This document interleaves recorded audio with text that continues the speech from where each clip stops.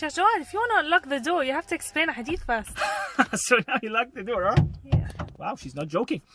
Okay, in this powerful son, let's explain a powerful hadith by the Prophet. The Prophet, peace be upon him, says, "Man lam تنهه صلاته عن الفحشاء والمنكر لم يزدد من الله إلا بعدا." Wow. If a person prays, but as a result of their prayer, they're not distancing themselves from bad behavior, such as breaking hearts, getting angry, the very same prayer will make them farther from God. Wow. They were praying, they thought it's something good, they're getting far from God. The prayer, getting far from God. They wanted to get close to God, they're getting far from God. Wow. I think this hadith deserves a lot of attention. It should really change the way we look at the prayer. Now, a very good question you may be asking is, okay, I get it. My prayer is not changing me. I'm not becoming a better person. Fair enough. So it's equal, neutral. How come it's even making me go farther from God? Where did that come from? Well, there are many answers, but perhaps one of the most important ones could be this. See, if you've been praying, but you never felt like as a result of your prayer, you feel more hurt. Like you never in your, like in your prayer, you never felt a communication with God, a connection. Right? So what happens is that naturally after 10 years in your mind you're thinking, well, I even tried praying, it didn't help much. Yeah, it's not that possible to talk to God or like feel heard.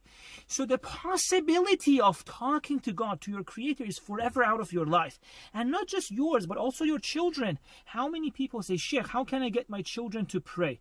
Well, if they looked at you and they saw that you've been praying for 10, 15 years, nothing's happening, you don't feel calmer, you're the same person you were, and you're praying sometimes, and it seems like you don't feel like there's anyone in front of you, right? Well, they're going to think, yeah, talking to God is not that big of a deal, The whole concept of talking to our Creator is forever turned into something which is, not that special anyway.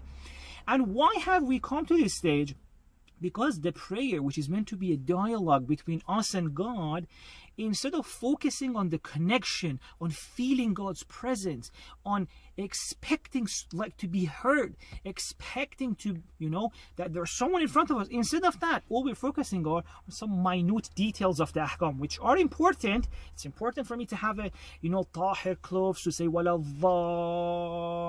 dhalin 6 or 8, as many as it takes.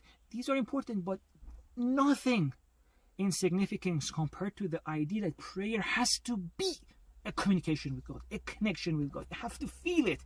So let's shake things up.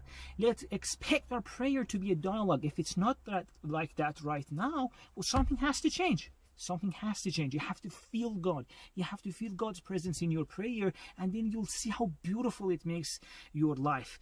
And can I come in now?